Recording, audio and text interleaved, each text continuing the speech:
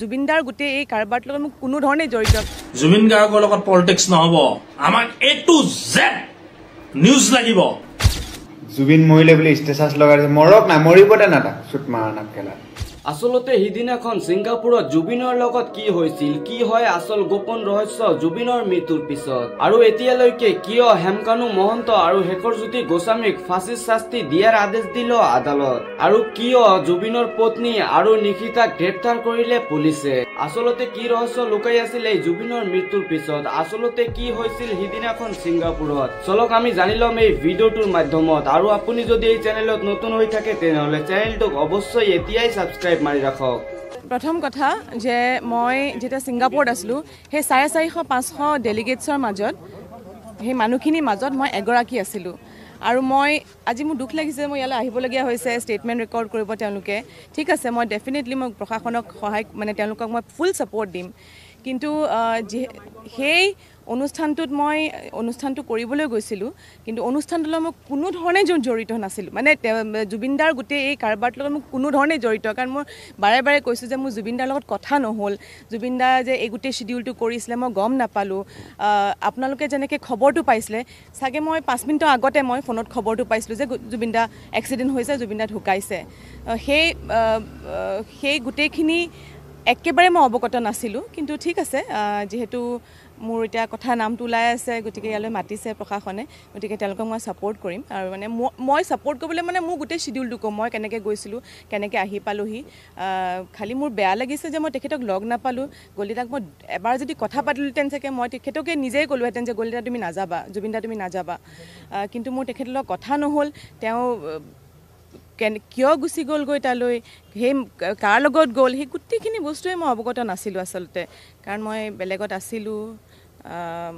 মোক গোটেই অনুষ্ঠানটো কৰিবলৈহে মাতিছিলে কিন্তু মই আপোনালোকৰ লগত কথা পাতি মোৰ অকণ ক'বলগীয়াও কিছুমান আছে সেই গোটেইখিনি মই ক'ম মোক খালি এইখিনি ষ্টেটমেণ্টটো মই ৰেকৰ্ড কৰি লওঁ মই আপোনালোকক বিচাৰিছোঁৱেই মোক আপোনালোকক দৰকাৰ হ'ব কাৰণ আপোনালোকৰ জৰিয়তে মই কিছুমান কথা ক'ব বিচাৰিছোঁ কাৰণ মই খুব কষ্ট পাইছোঁ আচলতে 24 বছৰ কাম কৰিলোঁ নহয় এতিয়া তাৰপিছত কিছুমান বস্তু মই নিজেও অকণমান ক্লিয়াৰ কৰিব লাগিব হস্পিটেলত যাব সেইটো কথা মোক সুধিছে আপুনি হস্পিটেল কিয় নগ'ল ছিংগাপুৰ হয় এখন বেলেগ ঠাই হয় তাত হস্পিটেলত যেতিয়া মই ফোন কৰি পেলাই সুধিছিলোঁ যেনেকৈ হস্পিটেল যোৱা কথাটো তেতিয়া ক'লে ইয়াত আহিবলৈ নিদিয়ে ইয়াত সোমাবলৈ নিদিয়ে ইয়াত খুব ষ্ট্ৰিক্ট হয় গতিকে ইয়াত আহি লাভ নাই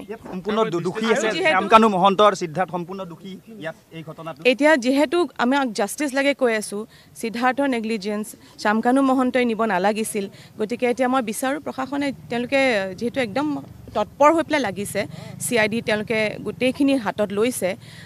মোৰ সহায় বিচাৰিছে গতিকে মই গোটেই ষ্টেটমেণ্টটো ৰেকৰ্ড কৰি লওঁ আৰু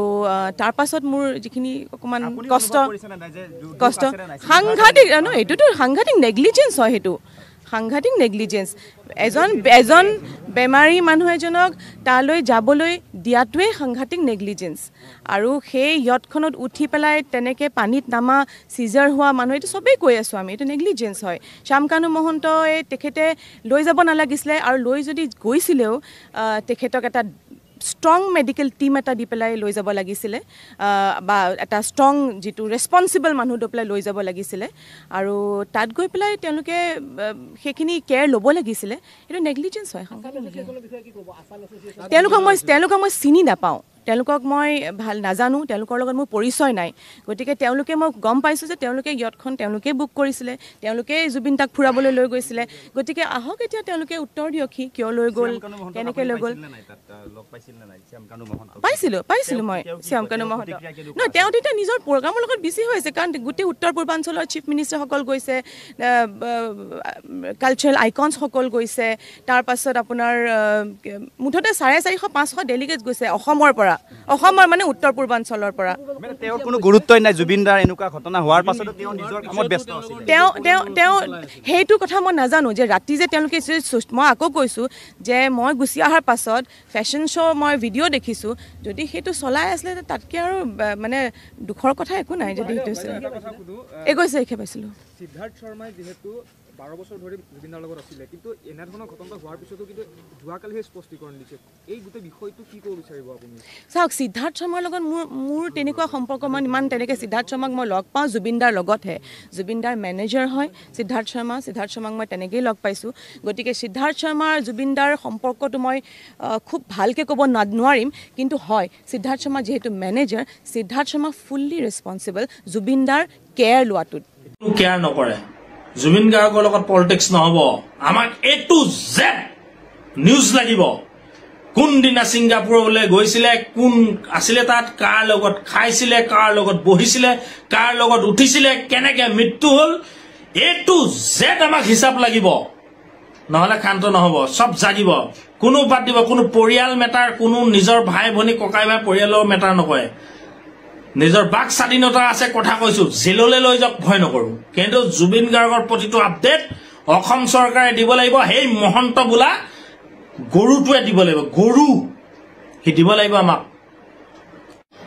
আজি কোনো হাৰি নাযাব আজি মনৰ আবেগ খুলি গালি পাৰিম বহুত দিন ক'ব লগা কিছুমান কথা আজি কম সব সালা ধুৰন্দৰ দাগাবাজ সব সালা ধুৰন্দৰ দাগাবাজ সব মহাবত মাছ হ্যাঁ এটা মন্ত্ৰী এটা MLA মন্ত্ৰী MLA হোৱাৰ পাছত জনসাধাৰণে ভোট দি জনসাধাৰণে টকা দিয়াৰ পাছত হেঁতৰ ফিজিকেল টেষ্ট চুলা চাৰ্ট পেনৰ পৰা ধৰি চুলি নখৰ ধৰি চব কেয়াৰ ল'ব পৰা এটা চব ৰাখিব পাৰে ডক্তৰ ৰাখে নাৰ্ছ ৰাখে ফিজিকেল টেষ্টৰ কাৰণে মানুহ ৰাখে অসমৰ এটা সম্পদ জুবিন গাৰ্গ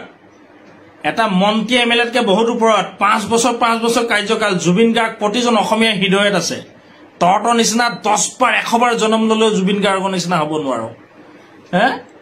সেই সম্পদটোক কেয়াৰ লোৱা মানুহ কোনো নাই সব পলিটিকেল ইছ্যুত পলিটিকেল লাইনত চবে জুবিন গাৰ্গক ইউজ কৰে নৰ্থ ইষ্ট ফেষ্টিভেল পাতিবলৈ ক'লে লৈ গৈছে ছিংগাপুৰলৈ নৰ্থ ইষ্টত ইয়াত জেগা নাই আৰু কুত্তাৰ বাচ্চাহঁত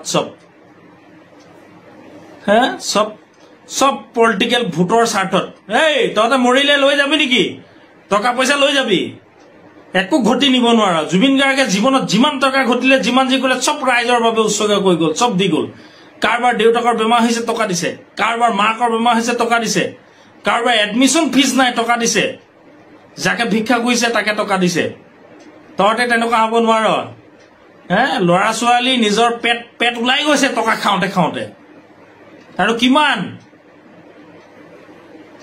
কিমান কৰিবি আৰু মন্ত্ৰী MLA হৈ পেলাই প্ৰাইভেট বাকীবিলাক মানুহৰ কাৰণে এইবিলাক সাধাৰণ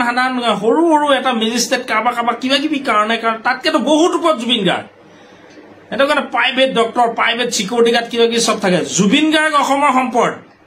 এশিঙীয়া গড় আমাক নালাগে এশিঙীয়া গড় বেমাৰ হৈ মৰি যাওক কথা নাই জুবিন গাৰ্গক লাগে জুবিন গাৰ্গতকৈ এশিঙীয়া গড় অসমত ডাঙৰ সম্পদ নহয় তাক সুৰক্ষা কিয় দিব পৰা নাই সেইটো কি বোলে মহন্ত বোলাটোৱে এইটো বোলে কি গমেই নাপায় তাত বেপাৰ কৰিবলৈ গ'লে টকাৰ বেপাৰ কৰিব গৈছ তাত জুবিন গাৰ্গৰ ইয়াত বেমাৰ হয় যিটো মানুহক নিজে দায়িত্বলৈ লৈ গৈছ সেই মানুহটো তাত বেমাৰ হৈ আছে গম নাপায় এটা ফেচবুকত এতিয়া ইউটিউব ডাউনলোড কৰি থৈ দিছো সব পোপ দিম আমাক উচ্চ স্তৰীয় তদন্ত লাগিব আমাক একদম ডাঙৰ এটা ভাল তদন্ত লাগিব সেভ কৰি থৈ দিছো এই কোনোবা এজনী মাইকী মানুহ কৈছে চোৰ বাচ্চা কাণ তলীয়া চৰ লগাম গৰিমা বৌ ভইচ তেনেকুৱা নেকি আমি নাজানো নেকি কেনেকৈ এডিট কৰে বোলে শেখৰ তাৰ লগত যে মিউজিক বজাই বোলে শেখৰো আছিলে আমুক তামুক কোন এজনী কুট্টিৰ বাচ্চা চোৰৰ বাচ্চি এজনী মানুহে নিজৰ যেতিয়া প্ৰিয়জন নিজৰ এটা আত্মা আমঠু হিয়াৰ আমঠু জুবিন দাৰ মৃত্যু হোৱাৰ বুলি জনাৰ পাছত গৰিমা বৌয়ে তেনেকে মিডিয়াৰ আগত স্পষ্টীকৰণ ভইচ ৰেকৰ্ড দিব পাৰে নেকি তেনেকে দিব পাৰে নেকি সব এডিটিং কৰি পেলাই সব ডাউনলোড কৰি দিবিলাক সব আমি একদম সব ৰিপৰ্ট কৰিম সব কেছ ফাইল কৰিম সিহঁতৰ ওপৰত এইবিলাক ফেচবুকত ভাইৰেল কৰিবলৈ আহিছে এইবিলাক মানুহক ভুৱা এটা সজাব আহিছে এটা সম্পদক অসমত সুৰক্ষা দিব পৰা নাই ভোটৰ স্বাৰ্থতে সব চৰকাৰ আহে সব যায় জুবিন গাৰ্গক এটা খিলনা নিচিনাকে এটা সামগ্ৰীৰ নিচিনা ব্যৱহাৰ কৰে এটা সহজ সৰল মানুহক সব ভোটৰ স্বাৰ্থত কি লাগে তহঁতক জীৱনটো কি বুজি নাপাওঁ হে কি কি পাওঁ তহঁতৰ জীৱনত কি আছে তহঁতৰ কি আছে লাইফত কি আছে কেতিয়াবা বাঁহ গছৰ তলত লগৰীয়া 10টাৰ লগত বহি পেলাই ৰুটি আৰু লোকেল মুৰ্গী চব্জি খাই পাইছ কেতিয়াবা নৰানীৰ মাজত ধান কটা মহিলাসকলৰ মাজত ৰবাব টেঙা খাই পাইছ হে কেতিয়াবা বোকা মাটি হেউজ ভুঁই ৰোৱাৰ মাজত পথাৰৰ মাজত বুট ভাজিৰ লগত লাল চাহ খাই পাইছ জীৱনত কি উপভোগ কৰিলি চোৰৰ বাচ্চাহঁত পইচা চিনি পাওঁ অকল কুত্তাৰ বাচ্চাহঁত হে আৰু একো চিনি নাপাওঁ আজি এটা তহঁতৰ কাৰণে এটা সম্পদ হেৰুৱাই দিলো যিটো মানুহে দায়িত্ব লৈ গুচি গ'ল যিটো মানুহে দায়িত্ব লৈ পেলাই তাক লৈ গুচি গ'ল হে এটা সম্পদক সি আকৌ গমেই নাপায় বোলে স্পষ্টীকৰণ দিছে তাৰ ফেচবুকটো গায়ব হৈ গ'ল ক'লে গ'ল তোৰ ফেচবুক পেজ স্পষ্টীকৰণ দি পেলাই কৈছে বোলে গমেই নাপায় বোলে সি বোলে একদম বেলেগৰ লগত ব্যস্ত হৈছিলে চোৰৰ বাচ্চাহঁত পইচা চিনি পায় অকল ন টকা লাগে মৰিলে বাপেৰ মুঠো লৈ যাবি কেলে বান্ধি হে চেলেং কাপোৰ এখন তিনি হাত মাটি দিবলৈ তহঁতক হেৰি নহ'ব তহঁতক জেগা নাই টাউনত চবৰে বিল্ডিং আছে চবৰে টাউনত মাটি আছে টাউনত তহঁতক কোনে মাটি দিব তহঁতৰ বিল্ডিঙৰ পিতৃ তহঁতৰ পুত্ৰ জীয়ৰীয়ে তহঁতক এই নিজৰ মাটি চোতালখনত নিজৰ এই দুৱাৰমুখত তহঁতক জ্বলাবলৈ জেগা নিদিয়ে শ্মশানত লৈ যাব লাগিব নৱগ্ৰহ ভূতনাথত লৈ যাব শ্মশানত গাঁৱত যাবি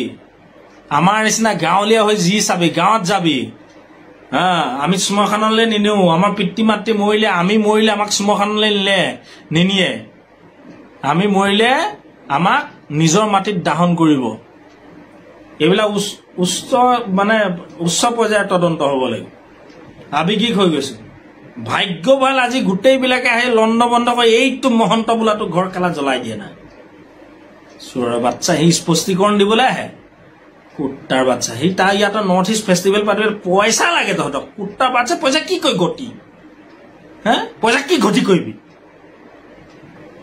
এলা পুত্ৰ জীয়ৰী এনেকৈ ভাল এটা শিক্ষা দিব পৰা মন্ত্ৰী এমএলএ হৈ গ'লে উচ্চ শিক্ষা কি ঘটিডাল দিল দেখিলো ন কত উচ্চ শিক্ষিত ল'ৰা ছোৱালী গৈ মাক বাপেকে অনাথ আশ্ৰমত থৈ দিয়ে এলা ভাড়া ঘৰত ৰাখিছে আমাৰ নিচিনা গাঁৱলীয়া হৈছে না কেলা আমাৰ নিচিনা হৈছে তহঁতক এটা হত্যা এটা অসমীয়া জাতিৰ এটা সম্পদ তহঁতে পাৰিবি জুবিন গাৰ্গে যিমান ঘটিলে জীৱনত যিমান টকা ঘটিলে যিমান যি কৰিলে চব দুখীয়াৰ বাবে বিলাইলে তহঁতৰ অকাত আছে তহঁতে পাৰিবি জীৱনত যিমান টকা ঘটিলি পাৰিবি দামী দামী টি চাৰ্ট পিন্ধিব পাৰিবি 1.5 লাখ 2 লাখ টকা দি দামী দামী বেগ ল'ব পাৰিবি তহঁতৰ মাইকে বিলাসিতা কৰিব পাৰিব তাতকৈ কি পাইছ জীৱনত ঘটিটো সেইটোৱে নেকি ভয় এনি টাইম ভয় লৈ থাক ক'ৰবাত যাম নেকি কোনোবাই মিডিয়া আহিব ক'ৰবাত যাম নেকি কিবা কৰিব স্বতঃস্ফুটকে যি পাইছ জুবিন গাৰ্গৰ নিচিনাকৈ যি পাইছ ভগৱান অসমীয়া সমাজৰ বাবে ভগৱান গোটেই অসমৰ বাবে ভগৱান ভাৰতবৰ্ষই নাপায় 1000 বছৰলৈকে আৰু নাপায় এনেকুৱা এটা হত্যা চৰ্দাৰ শিল্পী ভূপেন হাজৰিকা দেৱৰ পাছত জুবিন গাৰ্গে স্থান লৈছিলে কিন্তু সেইটো হত্যা যেন এনেকুৱা অনুভৱ হৈছে আজি নিউজবিলাক চাই ক'ৰবাত যে পলিটিকেল ইছ্যুত যে বিলীন হৈ গৈছে মানুহটো তো যিয়ে নহওক বন্ধুসকল আপোনালোকে ভিডিঅ'টো শেষলৈ চোৱাৰ পিছত আচলতে বুজি পালে যে জুবিন গাৰ্গৰ লগত সেইদিনাখন কি ঘটিছিল আচলতে সেইদিনাখন ছিংগাপুৰত জুবিনৰ লগত কি হৈছিল কি হয় আচল গোপন ৰহস্য জুবিনৰ মৃত্যুৰ পিছত যিয়ে নহওক বন্ধুসকল ভিডিঅ'টো ভাল লাগিলে এটা লাইক মাৰি চেনেলটো সাবস্ক্ৰাইব মাৰি অৱশ্যই ভিডিঅ'টোক এটা শ্বেয়াৰ মাৰি দিব ধন্যবাদ।